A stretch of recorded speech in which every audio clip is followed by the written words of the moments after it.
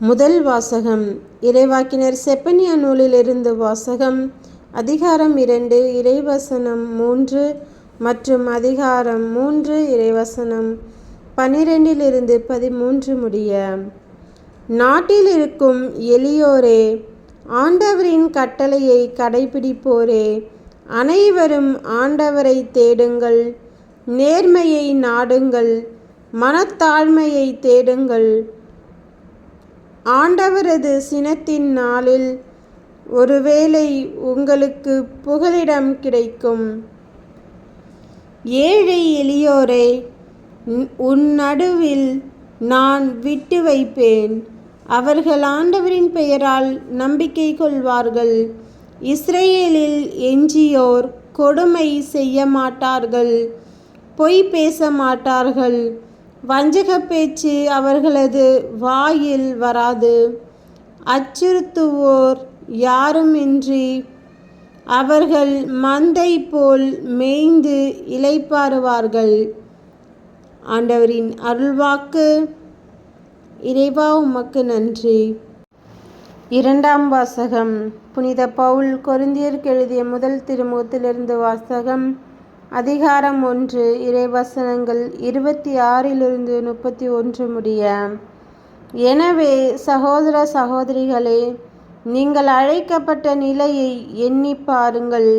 மனித கணிப்பின்படி உங்களுள் ஞானிகள் எத்தனை பேர், வலியோர் எத்தனை பேர், உயர்குடிமக்கள் எத்தனை பேர்.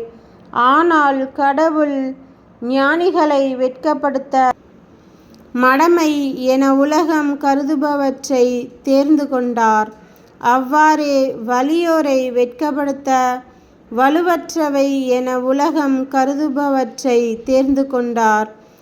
உலகம் பொருட்டாக கருதுபவற்றை அழித்துவிட அது தாழ்ந்தனவாக கருதுபவற்றையும் இகழ்ந்து தள்ளுபவற்றையும் ஒன்றுமில்லாதனவாக கருதுபவற்றையும் கடவுள் தேர்ந்தெடுத்தார்.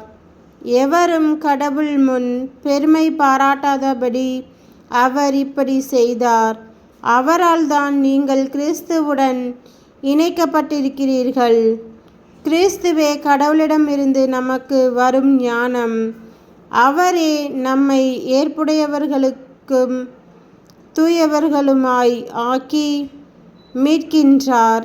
எனவே எழுதியுள்ளவாறு பெருமை பாராட்ட விரும்புவோர் ஆண்டவரை குறித்தே பெருமை பாராட்டட்டும். ஆண்டவரின் அருள்வாக்கு. இறைவா, உமக்கு நன்றி.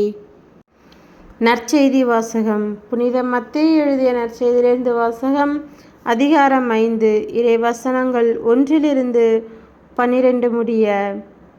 இயேசு மக்கள் கூட்டத்தை கண்டு மலை மீது ஏறி அமர அவருடைய சீடர் அவர் அருகே வந்தனர்.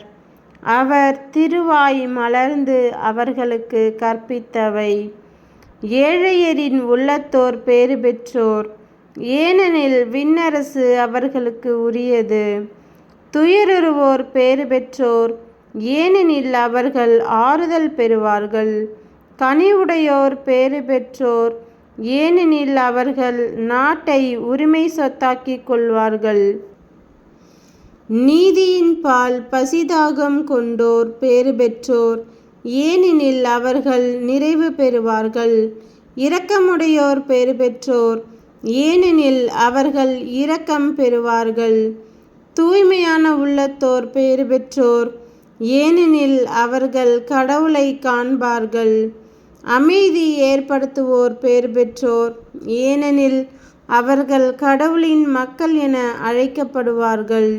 நீதியின் பொருட்டு துன்புறுத்தப்படுவோர் பேறு பெற்றோர், ஏனெனில் விண்ணரசு அவர்களுக்கு உரியது. என் பொருட்டு மக்கள் உங்களை இகழ்ந்து துன்புறுத்தி உங்களை பற்றி இல்லாதவை பொல்லாதவை எல்லாம் சொல்லும்போது நீங்களும் பேறு பெற்றவர்களே, மகிழ்ந்து பேருவகை கொள்ளுங்கள். ஏனெனில் விண்ணுலகில் உங்களுக்கு கிடைக்கும் கைமாறு மிகுதியாகும்.